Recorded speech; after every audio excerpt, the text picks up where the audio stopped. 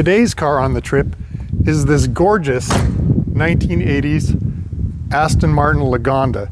This is a shape that people either love or hate, and I think it's totally futuristic. And you know what's neat about this car is it's owned by Richard Furse, who's invited me here to the UK, and Richard's actually here with me today. It'll come into camera. So Richard, I'm interested to know what's your plan with this car?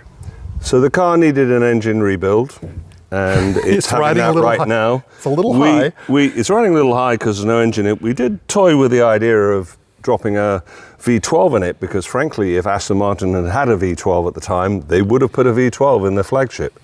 So this will get a engine up to 5.7, and more importantly, it'll get a 6-speed automatic gearbox.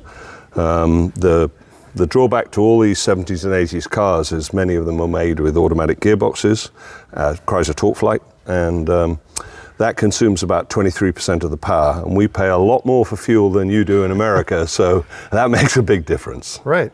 Well, that's cool. I can't wait to see this baby on the road. Maybe when it's drivable, I can come back and give it a little drive around. But thanks for having me here to see it.